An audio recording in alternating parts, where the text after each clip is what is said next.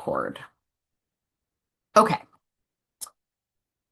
so this is the Youth Homelessness Index website.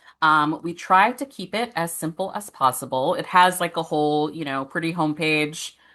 That's not the important part of the website. That's the sort of thing I feel like the web developer really wants you to do and was like making us find pictures and all kinds of things. But what I want to direct your attention to is basically the policy map tab and the resources tab. So on the policy map tab, we do have an overall policy score. This is just sort of like a quick heat map to see, across the country where scores are landing. We have like, if someone got only negative scores, they could have a negative 24.5. Luckily, nobody's quite at that level. And then we also have a high score could range up to 99. We don't have anyone that has a high score. I think right now, like California scoring is 67.5. I think one of our lower ones is Mississippi at a negative 5. But the thing that I want to emphasize is that part of the purpose of the scoring on the index is like, none of us have ended homelessness, youth homelessness across this country.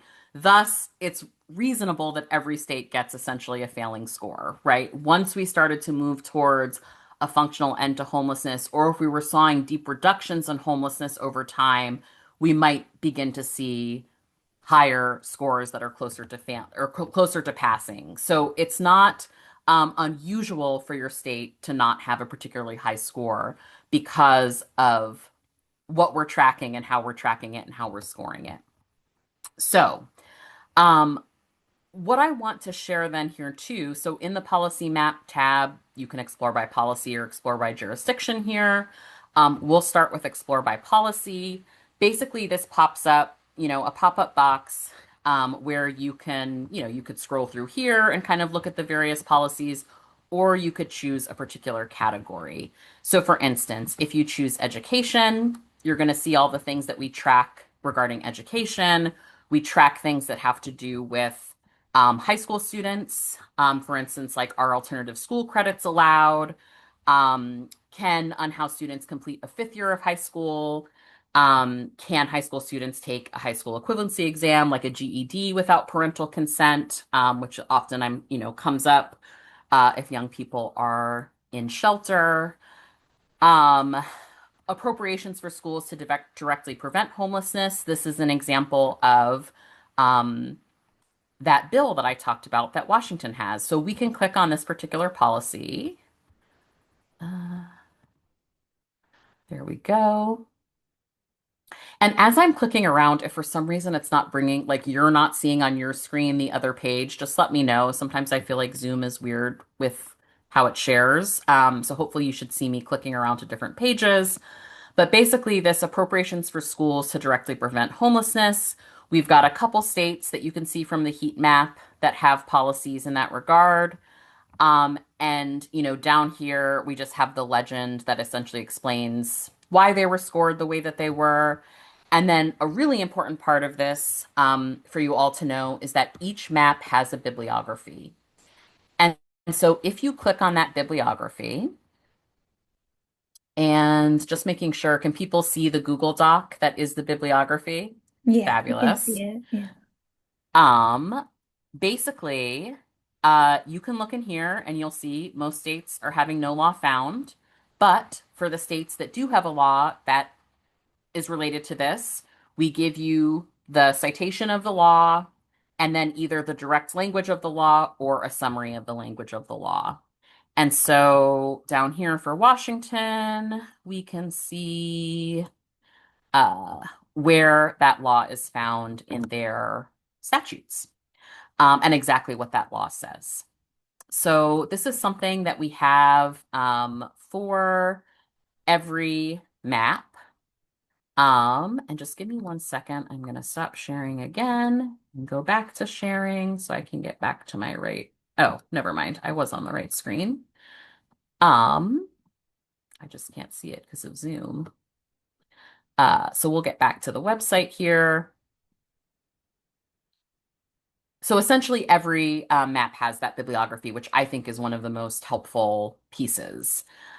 We also have, if you scroll down, There's links to model statutes for the topic that that particular policy metric is about. These mostly all go to the American Bar Association. Did a project a couple years ago where they put out a model statutes book. But what we've done here is we've kind of divided it up by chapter so that you can just go straight to that chapter for whatever, law that you're thinking about or wanting to figure out. So that's how you would look for policies. Just to give you an idea, I mean, we cover so many different things, healthcare. We have some things that like might need a little explanation. Like when we're talking about right to housing, we're talking about like all the policies that might contribute towards ensuring that everyone can access housing. So if we're talking about like housing discrimination issues that are preventing access to housing, you might find that in right to housing. And one thing that in particular that's there is like source of income discrimination. So like if you can't access housing with a particular voucher or public assistance, we cover those types of laws under right to housing. Maintaining housing are policies that are more along the lines of, being able to like rent control policies or whether or not a jurisdiction only allows evictions for cause rather than just at the whim of the landlord. Whether there's a right to counsel for folks who are facing eviction in that state, whether there are wraparound services that are available for youth to try to maintain their housing. That's where we track those types of policies. Um, and you can see we just have, yeah, a ton of different kinds of policies here. Homelessness services, tracking things like peer mentors, whether or not mental or behavioral health supports are required for housing in that state, whether there's coordination of youth homelessness at the state level, all of those kinds of things. So, anyway, you can poke around whatever policy or statute or right you're most interested in. You can always go and check out, what is happening with that across the country or in your particular state. I'll also just share we have Explore by Jurisdiction, where you can pick your particular state. We talked about an Illinois statute just a second ago, so why don't we go to Illinois? So first, what I have here is on a yearly basis, we update this information that just tracks the rate of youth homelessness under 18, the rate of youth homelessness age 18 to 24. And this comes from PIT count data though. So take it with a grain of salt, right? So, but that is what we're tracking here. We also track the percent change in homelessness since 2020. Not looking great in Illinois at the moment. We also add the youth homelessness score. And remember, this is about out of 99 or 100. And then we also track where the jurisdiction is as far as housing cost. So here, basically, Illinois like would rank 32 out of 52 for most expensive housing, essentially. So like they're towards the more expensive end of housing. Now, we also have the ability to view the state fact sheet. And what this will take you to is a ridiculous spreadsheet, ridiculous or glorious, depending on how you want to see it, that basically lists everything we track, what the state score is, what the maximum score is, and then also kind of a little snapshot by category. So, like, what I like to say when I'm talking to advocates is like, this kind of shows you, like, where you're kind of leaving points on the table, right? So, like, Illinois essentially is leaving like 40 points on the table when it comes to housing. Like, there are policies that Illinois could implement that would help increase that score. Um, one of those things I think of is, for instance, like no children entering homelessness through state or territorial systems, right? They're only getting zero point 0.5 out of 1.5. There are ways that Illinois could improve their transitions from systems for children. And in fact, they have a bill up this year to do just that. And so it's really exciting to kind of see when states are essentially finding ways to see what's left on the table and ways that they can increase their scores. So we also have here, it's like, you can see, for instance, like in healthcare for Illinois, they do pretty good, right? They've got 9 out of 14 points. But when it comes to something like autonomy, and that would essentially be like how easily could a person who's homeless under the age of 18, how easily could they access homelessness services, right? Can they consent to shelter? Can they access the healthcare that they need? Can they get a driver's license or state ID on their own? These are all things that we might track under the autonomy score. Um, so I will pause there for a second in case there are any questions. I'll also just briefly note, so if you click on one state, if you go to the bottom, you can just see by tab, you can find your state as well. And I see a hand raised, so I am going to ask you to unmute. Oh, did I do it? Nope, I didn't. Hold on. Okay. Okay, can you hear me? Yes, I can. Hi. I'm curious, like when you talk about the autonomy score there, is there some sort of key that shows how exactly you're measuring those um things? Yes, that is a great question. So, if we go down, one way to kind of figure it out is we can look at this autonomy section on the state fact sheet. So, whether unhoused minors can contract for housing, meaning like, is there any avenue for youth who aren't emancipated to be able to sign a contract for housing on their own? In Illinois at the moment, it looks like there's not. Let me just also pause here too and say, this is extremely comprehensive. We're tracking like 100 different policies in 50 different states, plus like DC, plus 4 or 5 territories. Um, there could be mistakes here. Like, I welcome if anyone is in a particular state and you're looking at your fact sheet and you're like, wait a second, we do that. Like, why aren't we getting credit for it?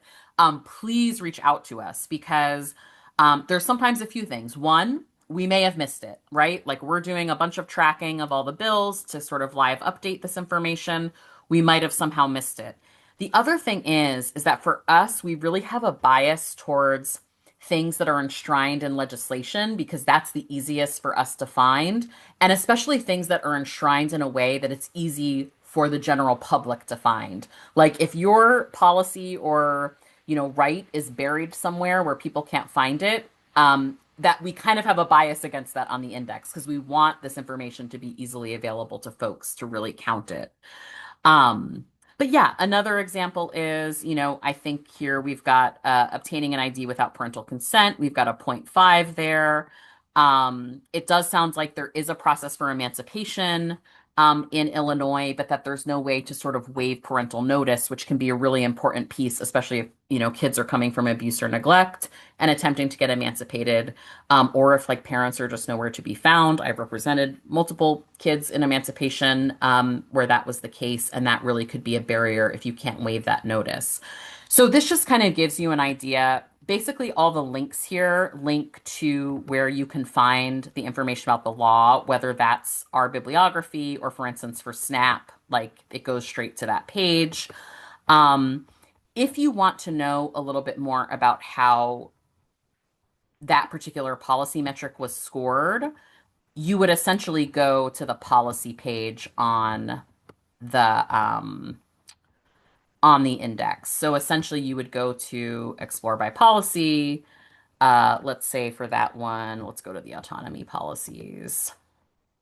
Let's go to contract for housing. You would take a look at this and then you would take a look at the legend to see like the highest score would be like all unhoused minors can contract for housing. Reform score would be 16 and up, can contract for housing. And then harm reduction would be some can, but there are like conditions or barriers. And then to get more detail about that, you'd go to the bibliography to kind of understand how that was scored. Awesome. Okay, I am going a little bit over time, so let me stop sharing this for a minute. I think we mostly got through what we wanted to on the policy searching. There is a resource tab on the state index website as well that has some good things, including a list of legal aid in each state that actually are willing to work with youth and young adults. Or some of them have specialties of working with youth and young adults, but at least everyone on that list has been talked to by a real live person saying, are you able to represent like young people on these particular issues that might be important to them? And they have all said yes to be on that list. So that is a really great resource under the resource tab. The only other thing I'll say there too, that's where you can also find the model statutes and policies. And you can also find, we have a specific guide around youth and young adult mental health policy there as well. So without further ado, let me get back to the presentation.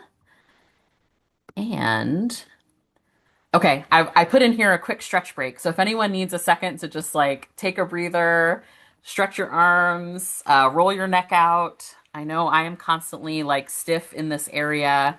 So we'll just take a second as we're converting over to our panel discussion to take a little stretch. And I will pin our panelists while we're doing that. Katie, do you want to also, if the other person can unmute, share their policy idea? Oh, thank you so much for reminding me. All right, let's see. Can Zanetta or Zanita come off mute?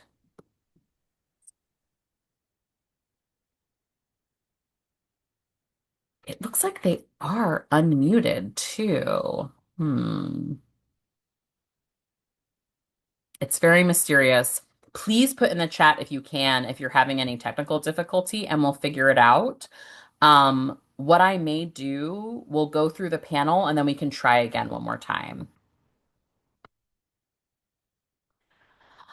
Awesome. Thank you for reminding me. And I am going to now pass it on to our lovely panel, and I'll maybe start just first with some introductions. So I don't know, Parker, you're off mute. Do you want to introduce yourself first? Hi, my name is Parker. I am a I'm a youth advocate, and I was a recipient of first round of DCT in Oregon.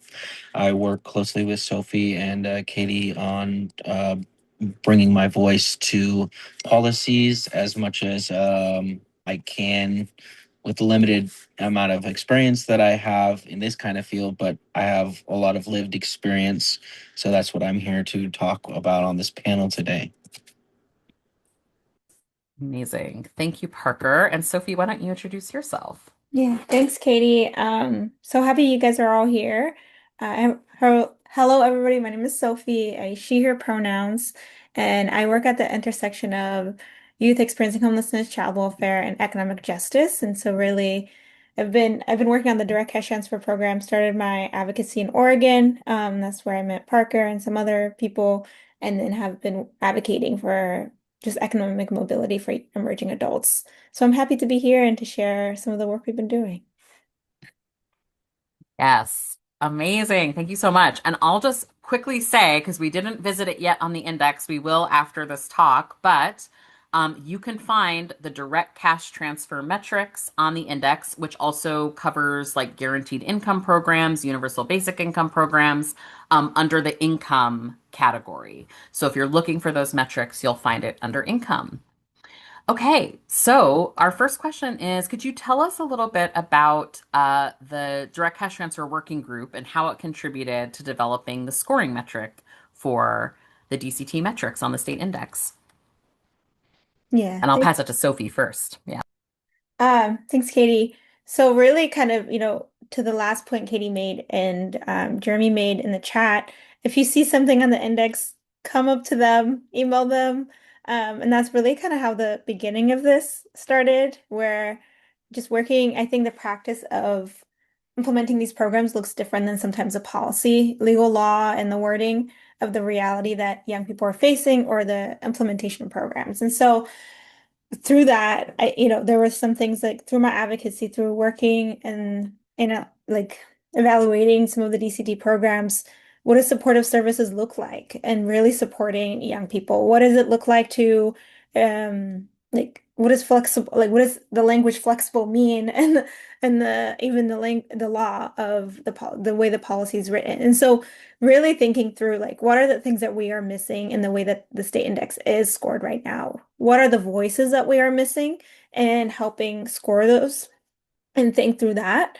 And how do we co-design with directly impacted communities as well as the people who are implementing it? So who needs to be at the table? Who needs to be in those sessions?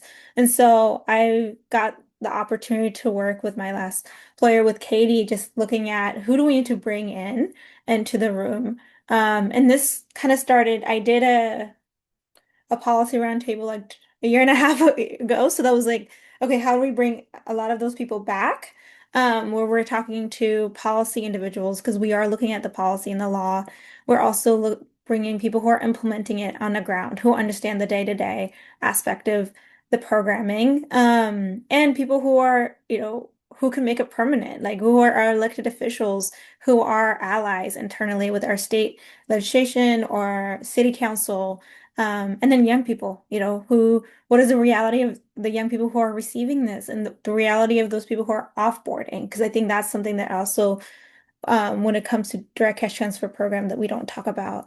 So really, it started with one, who needs to be at the table if we're talking about national advocacy, and making direct cash transfer permanent if we're talking about the permanency and like a guide for a state to kind of, use the wording or use the language to introduce a bill. What does that language need to look like? What are the things I need to think about? And thinking about the law, thinking about writing this program, and then who would be the best people in the room. So that's kind of the beginning of it. And I could share more about. We had 3 sessions. We were intended to have two, but we just had really amazing collaborative conversation. And so we ended up doing three, and I saw some of you all in this chat in this webinar. So thank you all for coming, and thank you. It took a village to do this work, so thank you all. And we can talk more about the details later. I'll pass it to you, Parker. Yeah, she asked the question, the working group and how it contributed to the developing the score of the matrix of the DCT index.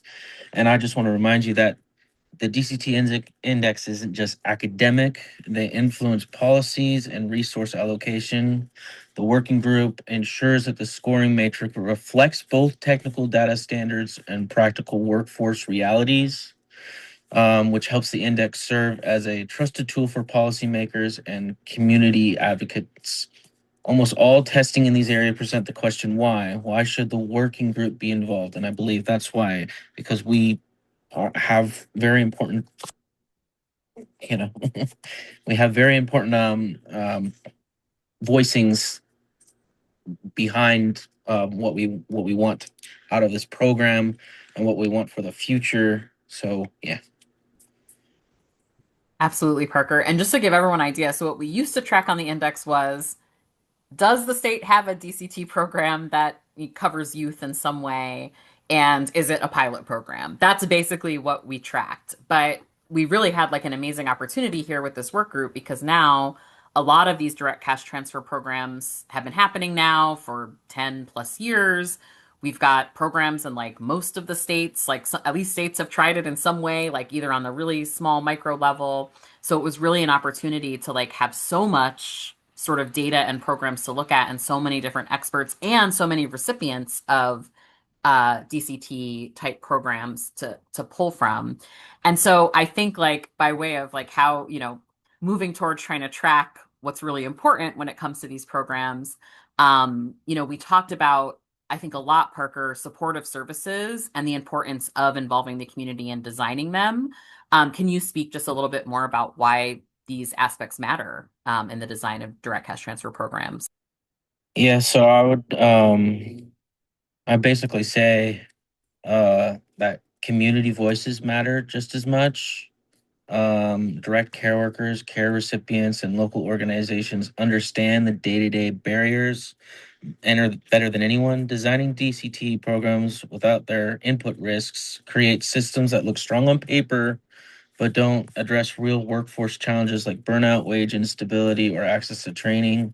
When communities help shape program design, it leads to more culturally responsive, practical, and sustainable solutions. Ultimately, DCT isn't just about workforce metrics, it's about strengthening the care infrastructure, supportive services, and community engagement that makes the difference.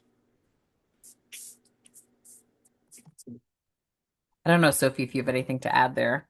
Yeah, thanks, Parker. I wanted to add, the first meeting we had with the communities and the individuals who were in the room, there were a lot of people were like, "Oh, but this is what I do, but th these are some of the barriers I face. These were some of the things." And the way we did it, we like, I'm a natural RA, and so I'm like rosebud and thorn, something good, something bad, something you're looking forward to.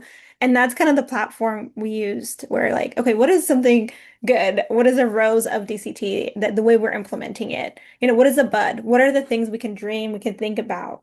And what are the thorns that we're seeing as these programs are ending? And how can we grow those thorns into roses and really name them if we're talking about the sustainability of these programs?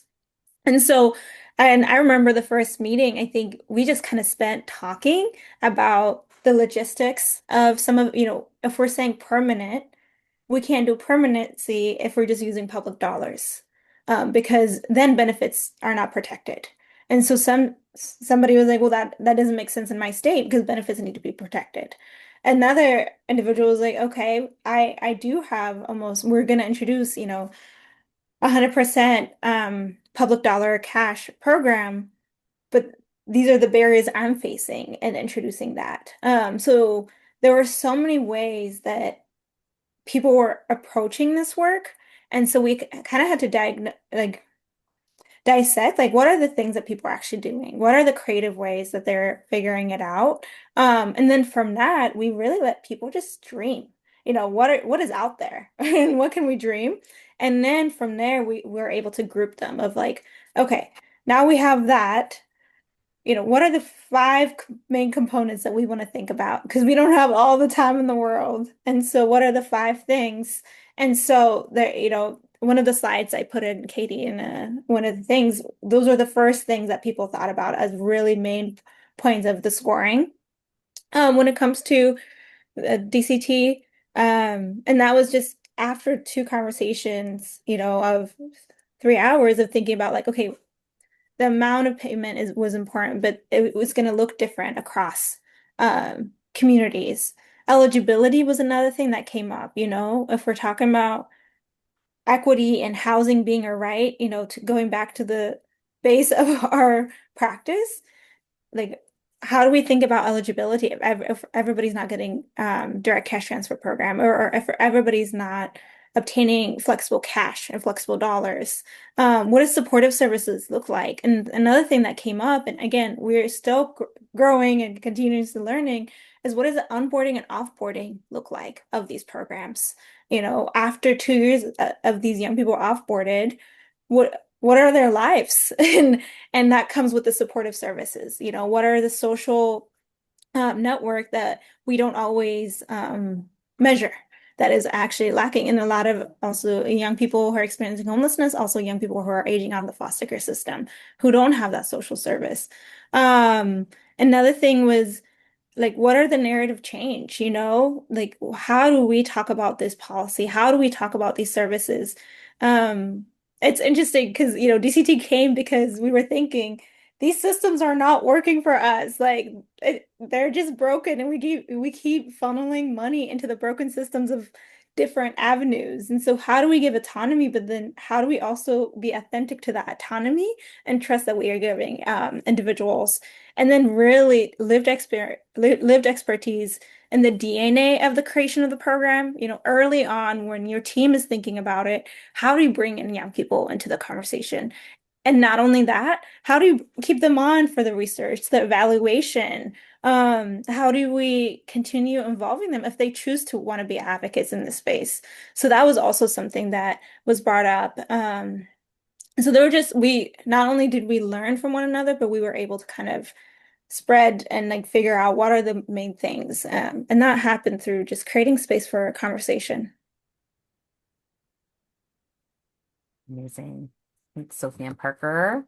Um, I have to stop sharing because I'm like not good enough at Zoom to like look at the questions and the presentation. So one thing I just wanted to I think we kind of talked a little bit, Sophie talked a little about the most important aspects of DCT programs, of across the various states that we wanted to make sure were reflected in scoring. I wasn't sure if there was anything else. I guess like Parker, one thing I'll say is like this, and apologize, I'm going a little bit off script, but the one thing that I think that surprised me is like one of the things about direct cash transfers it's always often talked about is like no strings attached, and youth can get cash and support services are optional. But I feel like one thing that surprised me throughout the question is how much there was an emphasis on the importance of the support services, and like the fact that if there's good quality support services, like then youth will want to do them. And so I was curious, like, if you had any insights into like the support service side of things and what really was useful in your experience or what you wish you had had in your experience. Um, Basically start by saying, obviously, I was part of the first one in Oregon. It was basically they got it all up and running, so there wasn't everything wasn't explained in very like a very big umbrella. But it was basically you got picked for this program, you got picked to be part of this pilot program, and along the lines of the services, I don't think that happened until like around like the middle of the year because we didn't know that there was going to be a year two, which is the kind of the nicety about these kinds of programs is you don't know exactly everything that's going to go how what's going to happen, but to have a pilot program work, you have to have things go wrong, you have to have things go right, very much so. But you also have to be open to hearing everybody's sides of everything. There was some things that were brought up that were like I could view as negative as a person who now wants to speak for policies and not be so much about, oh, I'm protecting me and myself. No, I'm more looking for the future. But I think with the added um, resources going into the second round of this program, I think people will have a little bit more understanding and it'll be a lot easier to access resources and be able to further people's knowledge on how to better their life, and then going forward not just understand that this isn't just for you, you're growing something for the future so that then youth homelessness and homelessness in general can end. Yeah. That perspective I think is so important. And just, yeah, the idea of like, how can we make it better for those that are coming along after? And I think just a lot of the reflection on these programs and then how the policy metrics ended up shaping up really reflect, I think, a lot of that learning. Um, I guess just sort of as a, final question, and then we'll kind of go over the metrics and have more chance to kind of talk through. But why is it important to center young people and lived experience in the development of DCT programs, both from the initial design to the evaluation piece to moving it beyond a pilot program to like legislative advocacy to try to implement these programs in a more sustained way? It's in where in Oregon? Someone asked in the chat. Oh, yeah, if you want to answer that, Parker, go ahead, or Sophie. Yeah.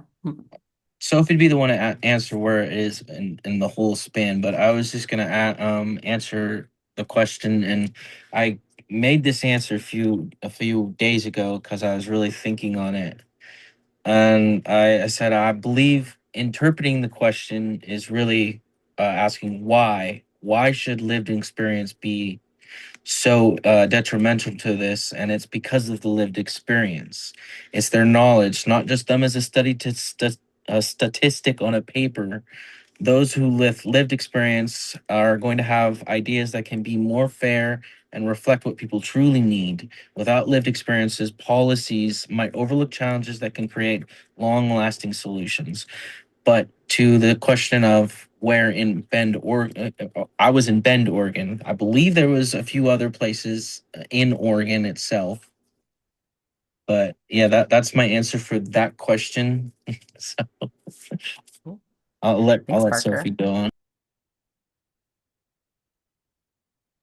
Yeah, thanks, Parker. I agree with you. To the question, Naya, J. And Ant Farm. So Portland, Sandy, and Bend. And then round two, DCT 2.0, there are five different communities that are receiving right now, as currently it's going right now. Um, I think when it comes to centering lived expertise in the work, like in particular in Oregon, DCT kind of came about because actually finally elected officials listened to lived expertise. They actually brought them into the space and providers and said, you know, what do we do? How do we allocate these dollars? And so they were like, give us the cash. That's kind of how it came. And then how do we embed that into the work continuously? We had an argument one time where a young person couldn't be in an interview of a case manager, and it was a matter of a funder changing a language, ended up being. And so, but those are the bureaucracies we create ourselves. And so how do we take that barriers out by making sure that young people are part of who they're hiring to work with them, also who are going and advocating and, not tokenizing young people in this work. And I think Christy from Minnesota brought that up. It's like how much to embed young people in their voices in the Minnesota work and how continuously that is their plan to do so. And so there are a lot of other communities who are doing an amazing job of embedding young people from the draft of the ask to and the design to the actual implementation and the offboarding, the work after. So it's really important. I'll just add something very quick. She was talking about the people wanting just the cash. As a person who's gone through this DCT program, as she was saying that, I was like, I just want to be able to work. I just want to be able to do things more for this program. So as people exit out of this program, they might be like, "Oh, I'm so interested in being able to better not my life as well, but as other lives too."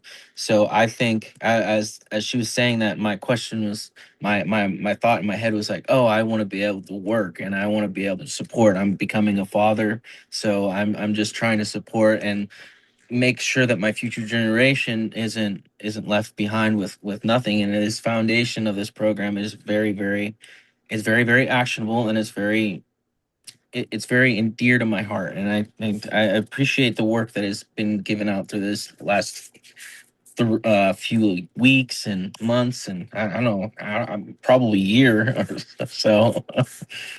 Yeah, just wanted to add that.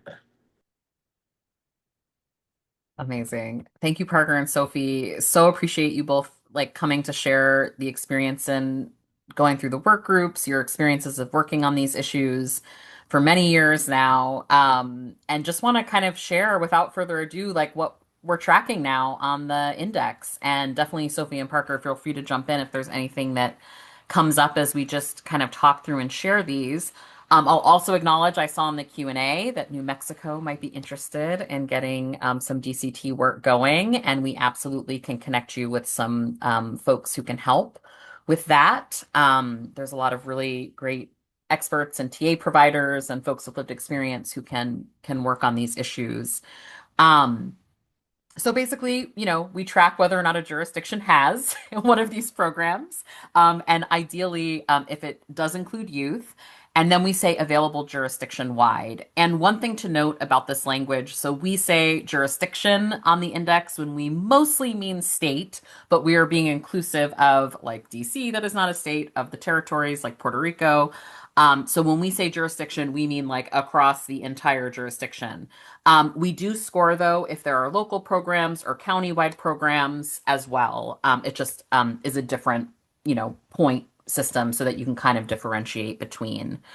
Um, we do track at this point now whether the DCT program is established via legislation, whether it has recurring appropriations in the budget, and whether it is primarily publicly funded. Most programs are going to have a mix. Some programs are going to be entirely private. Some have a mix of public and private funds. Some have gotten to the point where the percentage of public funds is greater. Our sort of with our theory of change and with this particular go round of these metrics, we've scored a bit higher if there's more public funding and recurring appropriations in the program.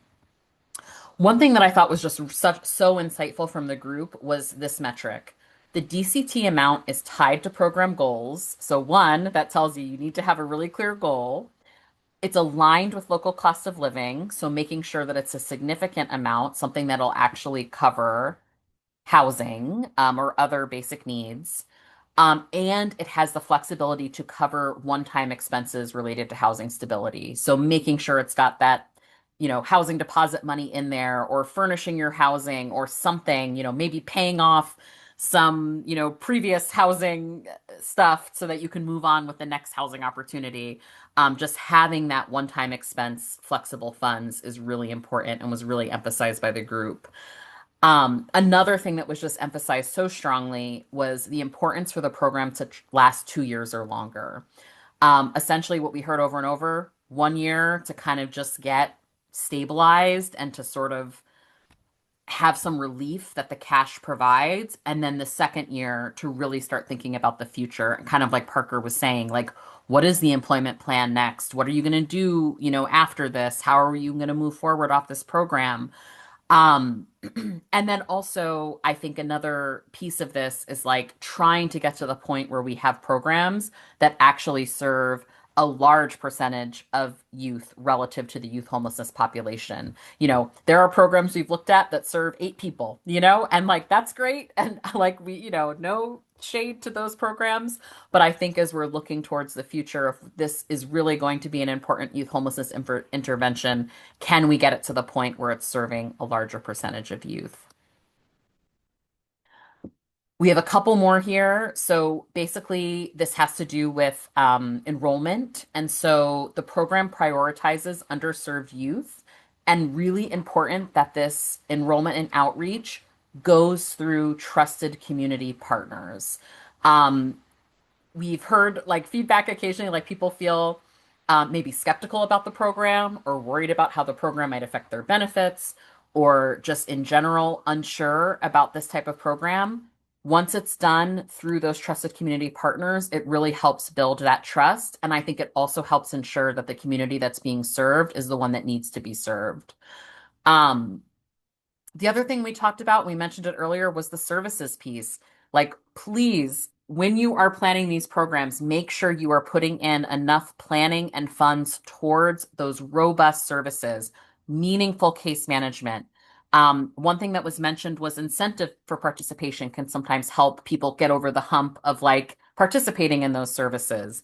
I also, though, have my tax and legal policy expert going on in my head, noting that sometimes incentives can, if they're financial incentives, they can put you in a different category when it comes to how this is treated as income or for public benefits purposes. We'll talk a little more about that in a minute. So I'll just flag that. But folks talked about how robust services were so important, and especially if those could extend past when cash payments end, that the case management could keep going to help with that transition. The other thing, and this gets into more of like the legal nitty-gritty, that the jurisdiction has obtained all possible benefits waivers so that folks, food assistance, TANF, whatever else, Medicaid, is not affected, hopefully, by the DCT payments. And that also, in general, DCTs are designed to be excluded from income to the maximum extent possible. So when it comes to tax treatment or treatment for other kinds of programs that might be measuring income. And then finally, we want to make sure that the DCT program has a strong evaluation component and that there are youth-centered data collection and measures. Part of this is still, in the scheme of things, a relatively newish program, at least new in the consciousness. And I know that that's the case because when we track DCTs on the state index, we started seeing a couple years ago pop up those states that are putting into place policies that prohibit localities from implementing these kinds of programs. So it's kind of gotten into people's, everyday minds once it gets to the point where the backlash starts coming in. So I think it's important that we still evaluate these programs for their effectiveness, for how they're using funds, for how they're actually helping people, and that these should all be centered, youth centered, as far as what data is collected and how it's measured. I will pause here in case anyone had some specific questions about the metrics. Oh, I see a mention of RX Kids in the chat. Okay, so RX Kids, this is like once you start doing this work, you realize like all the other work that's underneath it and that you might want to explore and look into. RX Kids is one that we want to look into a little more. I know it uses, or my understanding is that it at least partially uses TANF funds. And so I think I'd love one thing that we have on our list is to explore the intersection of like what states are using TANF, and that stands for Temporary Assistance for Needy Families, essentially a federally funded benefit for young people that have children. Um, Kind of exploring like how that all fits together with some of these direct cash programs, and just understanding how states are being flexible with those funds. Okay. So I'm just going to quickly go through my flags so that we can leave time in case anyone else has questions. But um, so the metrics are really framed around what works best to achieve long-term housing and economic goals from a program and program participant perspective.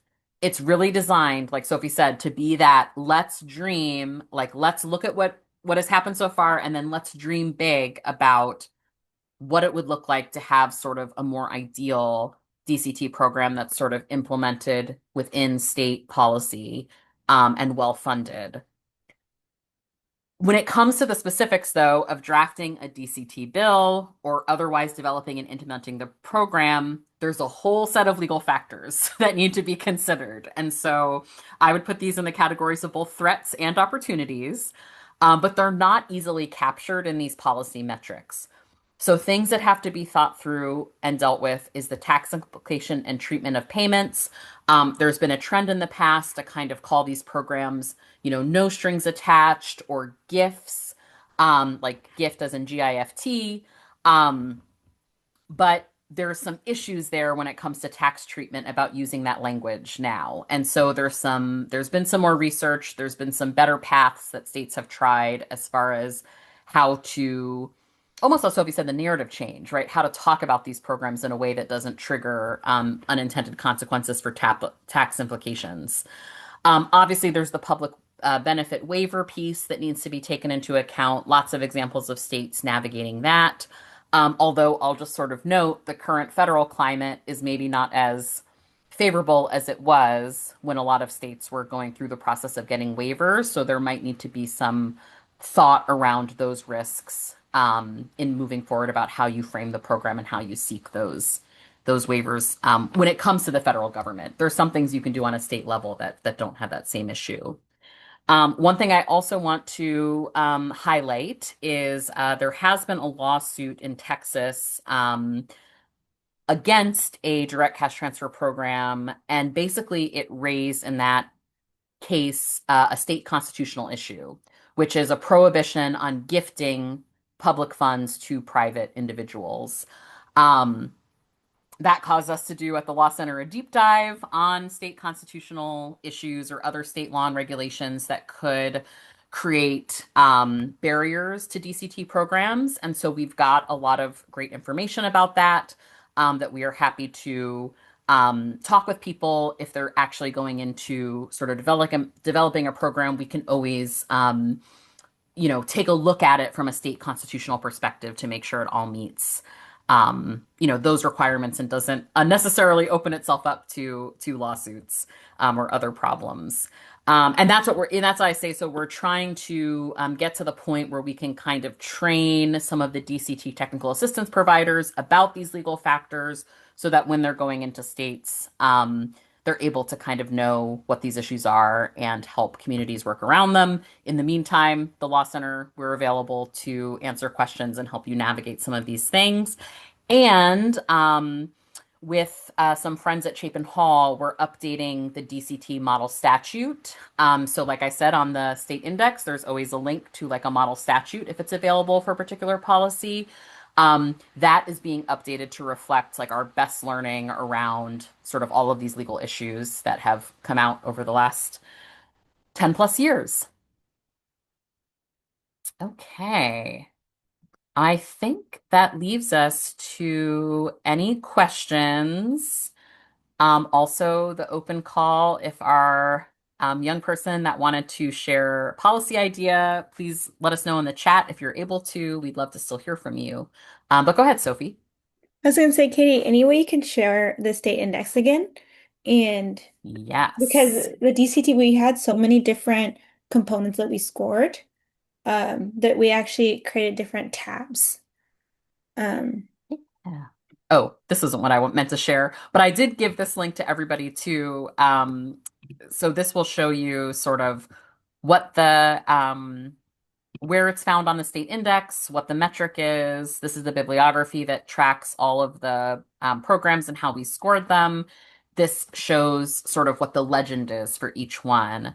So maybe I'll just click on one of these so you all can see. No, my computer it's is, not opening for me. oh no. Oh, did it go now? There we go.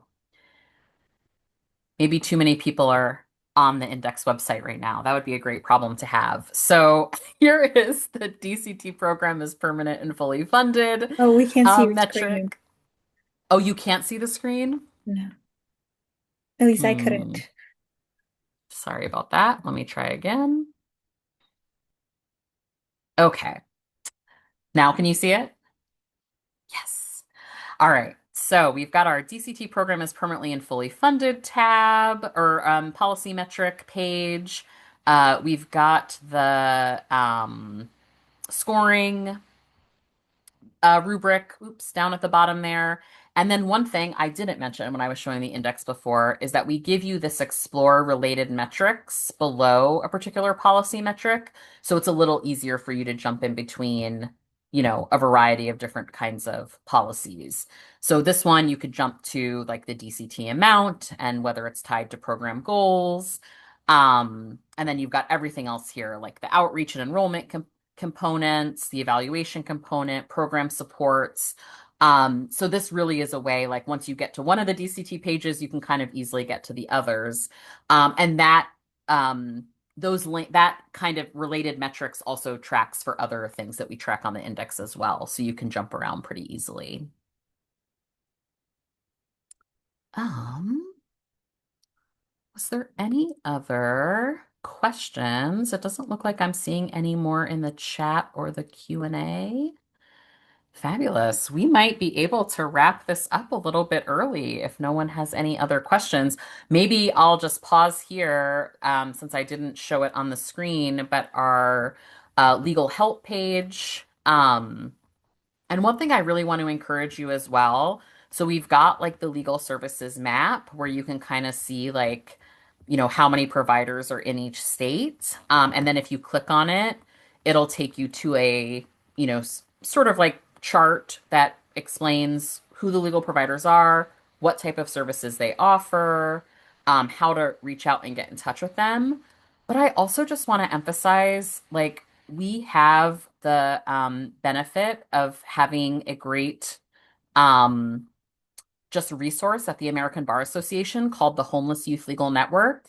And basically, if you are having trouble finding a direct referral for legal assistance for a young person that you're working with, or if you are a young person who's trying to find a lawyer, you can email or even call to get some help and some direct sort of a warm referral essentially to someone and get some help with finding someone to actually talk to. So please don't hesitate. Like, please take advantage of that opportunity. And there's a link to the Homeless Youth Legal Network directory and the American Bar Association there as well. One other thing I just want to highlight when it comes to legal help and resources, if you are either coordinate a youth action board or if you are someone who's a member of a youth action board, we do provide, there is a convening that happens on, I think, the first Thursday of every month. That we can put some contact information for in the chat. But basically, we do occasionally hold legal office hours at that convening. It's basically just like a YAB connection space. And there's usually breakout rooms, and we often provide legal office hours there so that people can just drop in and ask questions. Okay, I'm going to stop sharing. And let me just throw a few things in the chat for you all. Um, Particularly, I want to sort of on the lines of the Youth Action Board, we're going to have another webinar in about 2 weeks where we are going to share something called the Youth Action Board Milestone Guide and Marker Tool. And essentially, what that is it helps when you are in the process of forming a youth action board to ensure that you are able to do so in a way that will sort of avoid problems in the future, but in a way so that the experience is a really good one for both your YAB staff and for YAB members. So this first link that I'm putting in the chat, that's a registration link for the YAB office hours. As far as the YAB convening space, and if someone else can get it faster than me, like maybe Jeremy can, but we can just put the email for Lauren Leonardis in the chat. And that would enable folks to sign up if you want to get on that calendar invite. Oh, I think I have the email now. So give me 1 second. Oh, you got it, Jeremy. Thank you. Um, so just let Lauren know if you reach out to that email that you're interested in joining. It's called the YAB Connection Space, and it's a once a month virtual meeting and just a chance for Youth Action Board members to hang out together and strategize together and talk about what's going on and what various issues are. And then, like I said, occasionally there's breakout groups, and we try to host one of those breakout rooms for legal issues. Okay, I think that's all I have. Any final words, Sophie or Parker, or did we cover it? Awesome. Well, thank you all for joining today. We really appreciate you spending our time with us.